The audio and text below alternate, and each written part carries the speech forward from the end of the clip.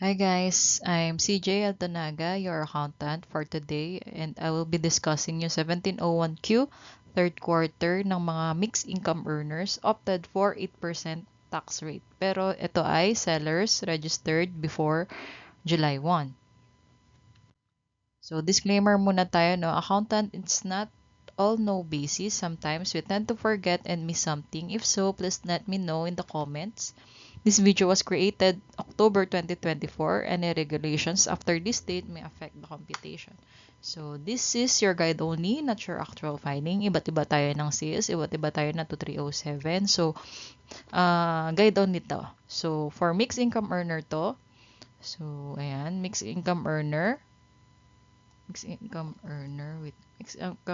non-VAT, and opted for 8% tax rate. So, for sellers, registered tayo before July 1. So, mga old sellers na to. So, alam nyo na kung ano yung mga kailangan gawin as a mixed income earner.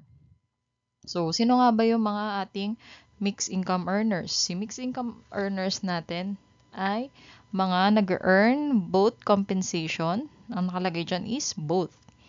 And income from business or practice of profession shall be yung be subject to the following taxes.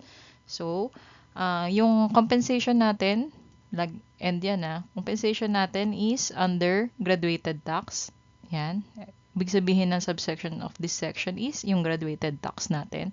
So, for yun sa income or business profession natin, kung total gross sales natin or receipt ay hindi umabot ng VAT threshold, which is the 3M. 3M yung VAT threshold natin.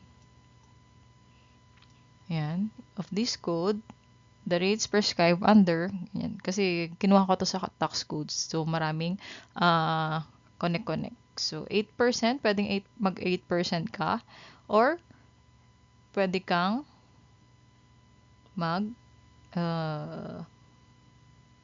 ayan, in lieu of graduated income tax rate under subsection.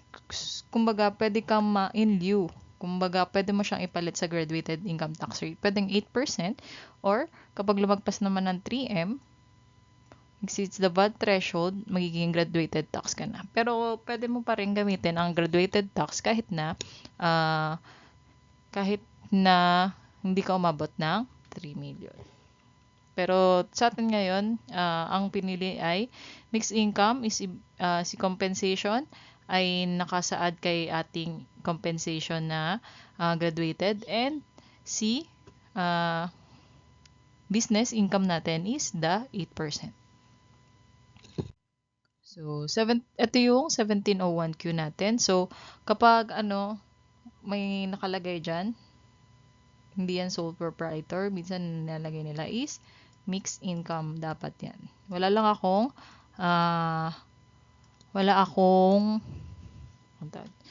akong sample ng 2303 na may mixed income earner. Kaya ito yung So, ayan, pag may 1701Q dito, need to file our 1701Q. So, first quarter, alam na natin yan. Second quarter, dapat nakapagpasa na tayo. And the third quarter is ngayong July. Ang coverage niya is July, August, September, and ang due natin is on November 15. So, what will you need sa ating pag-file natin ng 1701Q? Yung EBIR first offline. So, alam niyo na naman yan since nakapag-download na kayo last time since old sellers na tayo, no? So, double check nyo lang for latest version sa ating BIR website. If I'm not mistaken, it's 7.2 pa rin yung dulo. So, sales report from Shopee or dapat yung books natin. So, BIR form 2307 if you have withholding tax every completed sale. If wala naman, okay lang. Kahit wala. So, BIR, alpha list, data entry, and validation if you have 2307. So, etong dalawang to, meron akong tutorial niyan kung paano i-download at i-install. So, meron din akong, yun, papakita ko na lang mamaya. So, 1701Q from ating second quarter filing. So, dahil dati na tayo ang seller, ibig sabihin, dapat meron tayong second quarter filing ng 1701Q. So, anong computation natin dyan? So, sales, alam niyo naman yan na ito yung product subtotal less seller discounts and rebates less refunds. So, lagi ko naman yan sinasabi sa inyo na product subtotal ang kukunin natin, less natin yung seller discount and refunds. So, seller tayo, hindi si Shopee na discount. So, ang kukunin natin is from July 1 to September 30, isang buong third quarter na kasi dati na tayo seller. So, meron na dapat tayo niyan. So, ito yung section 4 ng BIR RR3-2024. So, basahin nyo na lang. Basta ito yung gross sales na pinaprovide, yung definition ng gross sales. So, meron akong parang in-depth, malalimang discussion about sales. Iscan nyo na lang to kung ano yung mga kasama sa product subtotal, ano yung pwede niyang i-list, yung allowable na pwedeng i-list sa gross sales natin. So, how to summarize dun sa sales natin in Shopee, meron akong in-upload for accrual basis and the cash basis. So, scan nyo na lang to or punta kayo dun sa sa accounting playlist natin, no, for the Shopee sellers. Yan. So, meron akong ginawang tutorial. So, ganyan na lang yan. Kung gusto nyo. Pero kung meron na kayo, okay lang din. So, question, should we use accrual basis or cash basis? Based on Revenue Regulation 3-2024, it should be accrual basis. So, ang highly recommended talaga ang accrual basis. Kasi yun yung sabi sa batas. So, meron tayo yung add. Kung mag-add tayo ng non-operating income, other income not registered as primary business like excess shipping fee, commission, and others. Kung meron kayong ibang income, pwede nyo ilagay dyan. Lalo na kung nawi-withhold ni Shopee, kailangan nyo siyang ilagay. So, umuulan kaya medyo maingay. Hopefully, maiintindihan pa rin ako. Ayan. So, ayan. So, dito na tayo. So, ito yung total taxable income natin. Total taxable income from the previous quarter or item 51 of the previous quarter. So, kukunin nyo lang yung 1701Q second quarter natin or yung item item 51. So, ito yung makikita nyo naman yung sa 1701Q nyo dati. Ito yung item 51. Cumulative as of this quarter. So, ayan. Dahil 17 mixed income earner tayo, wala ito. Magiging 0 siya. Kasi, wala tayong allowable reduction kasi tayo ay mixed income earner. Alam niyo na naman yan kasi tayo ay dati pang nag-file. So, ayun naman, yung tax payment natin for the previous quarter, makikita din natin to sa ating 1701Q. So, ang total ni number 56 at ni number 62 yon. So, ang magiging, kung wala ka naman tax payments for first and second quarter, i-zero mo na lang. Okay? Kung walang tax payment, 0 lang yan. Ayan. So, ang ating 2307 for the third quarter, kung meron kayo neto, so, note to 307 kung nakapag-submit kayo ng sworn statement, BMB, or except kayo from tax. If only 1 to 307, you can refer to that to 307 alone, but still needed to submit ng SOUT natin. If multiple to 307 for the quarter, refer to the total of the tax withheld sa SOUT. So, sample na tayo. Sample sales natin from July, August, and September ay ito. So, total tayo ng 96,491. So, again, this is a sample from our 1701Q, 1701Q second quarter. So, second quarter to, wag malilito. Ito yung ating second quarter. Ito yung kaninang pinakita ko. Ang sales natin for the third quarter is 96,941. So, ang cumulative sales natin ng first and second quarter, makikita natin sa itong dapat number 51 ng ating second quarter, which is the 221451. So, 221451. So, tapos, nagkaroon tayo ng payment. Nagkaroon tayo ng payment ng first quarter, which is 773 plus etong 6943. So, pag pinag-plus mo yan, parehas lang siya dito. So, ang total payment natin is 17,716. So, kung mapapansin nyo, yung allowable na 250 sa mga hindi mixed income earners, zero siya. Dapat zero to kapag mixed income earner ka. So, ayun. So, ayan, tax payment natin is 17,716 or 17,716. Ayan. So, cumulative sales natin yan. Tapos, itong dalawa is yung tax payment natin ng second, third quarter. 10,773. So, 17,716. So, ito yung 2307 na sample na binigay sa atin ni Shopee. So, for the period siya, netong July 1 to September 30. So, ito ay, ibig sabihin, ito ay pang third quarter na 2307. So, ayan. Makikita mo dyan yung tin ni Shopee at yung ni Shopee at ang kanyang address. So, ayan. So, makikita na natin siya. Ito, nakita na natin kanina. Pati ito, pati ito. So, ito na lang ang ilalagay natin na 1,990.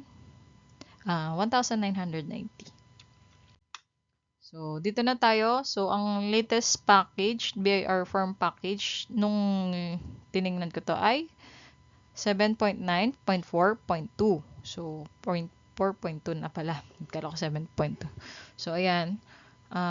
Again, alam nyo naman yan. Lagay nyo lang yung mga details nyo dito. Then, pipiliin nyo ang 1701Q V2018. Laging V2018. Kasi nga, ito yung latest version. Pag okay na yan, fill up mo lang. Then, mapupunta ka sa itong first page natin. So, pagka first page natin, ilagay mo lang is, year natin is 2024, third quarter. Nasa third quarter na tayo, okay? So, amended ba? No, kasi magagawa pa lang tayo. So, kung may gusto kayong baguhin at nakapag-file na kayo, pwede nyo i-amend. Dito lang, ilalagay nyo lang na yes. Pero ngayon ay no pa siya. So, taxpayer natin, dapat ay single proprietor. Sorry, hindi ko nalagyan. So, single proprietor dapat siya and mixed income tayo na 8%. So, single proprietor and mixed income earner. So, lalagay mo lang yung ibang details niyan. Yung iba naman yan, nag-automatic. So, doon na tayo sa ating second page. So, second page natin, ito siya. Ito yung sinasabi ko kanina. Ito yung sales natin for the third quarter lang siya ha. Third quarter. So, ito yung sales natin ng first and second quarter. So, ang cumulative na sales natin for 3 quarters ay ito. 317,942. Pareha siya. Then, dahil mixed income earner tayo, wala tayong allowable deduction, kaya zero siya. So, si 317,000, multiply na agad natin sa 8%. Lalabas tayo na ang total tax due natin is 25,435. So, for the 3 quarters na yan, tax due natin for the 3 quarters. Kaso, nakapagbayad na tayo ng first and second quarter na 17,716. So, kung nakapagbayad na tayo, pwede natin ilales dyan. Kasi nga, ito ay for 3 quarters. Itong first 2 quarters ay nabayaran na natin. So, pwede natin iles. Tapos, itong C2307 is, dati na siyang, nandyan. Hindi. Kumbaga, si Shopee ang nagwi-withheld kasi ibabayad niya na agad kay BIR. So, parang advance payment natin kay BIR to. So, may 1,990. So, ilales mo yan. So, pag nales mo yan, dapat 5,729 na lang yung iyong babayaran. Ayan. So, ganyan lang siya. So, Pwede na tayong pumunta ulit sa first page, tapos double check nyo yung mga gagawin. Tapos click natin itong validate para ma-check kung ready to be submitted na yung ating form and no missing details for the form. So, edit kung gusto mo namang i-edit after ng validation mo. So, to save the file lang. Print kung i-print mo to PDF or the paper. So, submit final copy. Kapag ready ka na to online submit the form. Tapos, double check mo lang kung yung details ng form before clicking the final copy. Before clicking to, double check mo ng double check or triple check. Once you submitted kasi, you cannot edit the file. So, magkakaroon tayo neto. Again, dapat third quarter to at etong date is iba. So, ayan. Hindi pa kasi ako nakakapagbasa. So, ayan. So, if payment is through bank, bring the following: 1701Q, third quarter, 2307, South, Excel printed file, tapos yung tax return receipt confirmation. Ayan. So, during or after ng EBIR offline natin submission, so, create tayo ng South file or yung secure natin yung ating encrypted .file. So, meron ako, kaya ako sinaseparate kasi iba't iba yung magiging 1701Q natin. So, meron ako ditong tutorial. So, ano nyo na lang, scan or pwede kayong pumunta sa ating YouTube channel at dun sa ating playlist. Yan. So, kapag na-secure nyo na encrypted .file natin, send the encrypted file via email. So, ano yung kukunin natin? Nilagay ko naman dun sa ating 1701Q ng mga nakaraan.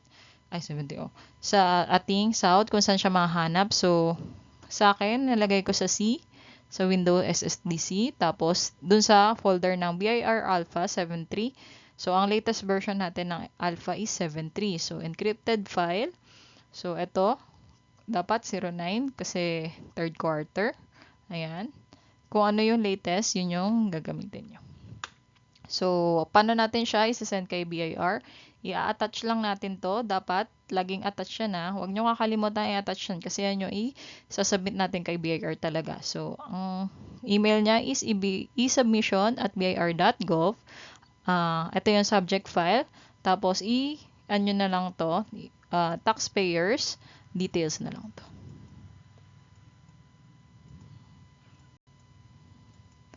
Basta details ni taxpayer. Tapos, send mo lang.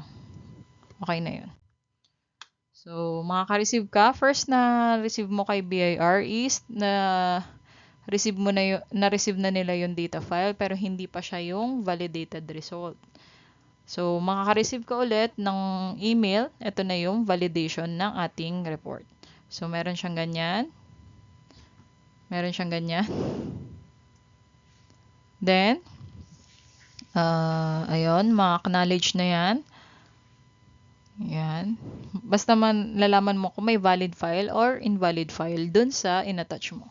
So, dun sa validation, data entry and validation naman, maano mo agad kung valid yung ipapasa mo or hindi. So, ayan. Due natin ng alpha list is 15 days after 1701Q. Due date or November 30. So, reminder natin ay file and pay 1701Q, third quarter on time, which is on or before November 15. Submit ng South natin 15 days after the submission of 1701Q, third quarter. So, paano siya? So, paano yung steps ng filing? Baka malito kayo. So, steps tayo ng filing. Ulitin natin. Fill in natin yung form na 1701Q V 2018 sa EBIR offline. After all confirmation, click mo yung validate. Pero before mo submit yung final copy, make sure na yung BIR forms at South ay parehas. So, itong dalawang to dapat ay parehas. Yung tax withheld, total tax withheld ni South, itong ni South, is parehas dito sa ating EBIR forms na 2307 for this quarter. So, parehas siyang 1990. Dapat ganun yung ano natin. So, kung parehas naman, after all information are double check, click the submit final copy. Yun na yun. Okay ka na sa BIR forms. Then, send mo yung email to e-submission. Send an email to e-submission. Yun sa, attach mo yung dot file, encrypted dot file from BIR ARPA folder. Tapos, pay mo na yung tax if there are total tax payable. Ganyan yung steps na fina-follow ko kapag mag-ano ka ng BIR. So, meron tayong questions from other our previous videos, no? Sabi ni Madam Gladys po, Hi ma'am, pag wala pong withholding tax disregard na po ba namin yung South? Yes po, pwede nyo nang disregard na lang yung South filing if wala namang withholding or yung 2307 from Shopee or online platforms. So, from Sir JM TV, nice video. As lang, kailangan babanggayang i-file sa BIR at yung lalabas sa books. As much as possible po, dapat banggayon na sa libro at BIR returns dahil ang books natin ang titingnan ni BIR kung tama yun na declare natin na sales. So, meron tayong basis, si BIR basis kung tama yung sales na na-declare. So, from Jay's Cozy Prints, hi po, new registered October 2022, 2024. Ito po din nakalagay sa start ng filing date ng 2551Q. Need ko pa bang mag-file? So, hindi na po need mag-file ng third quarter kung kaka-register lang after ng September 30. Kasi pang fourth quarter na siya. So, ayun lang. Sana nakatulong po ako sa inyo. Kung nakatulong man ako, please like, share, and subscribe. And please watch the ads kung meron man. Ayun lang. See you until our next topic. So, YouTube channel natin is Atlas F Travel. Thank you. God bless.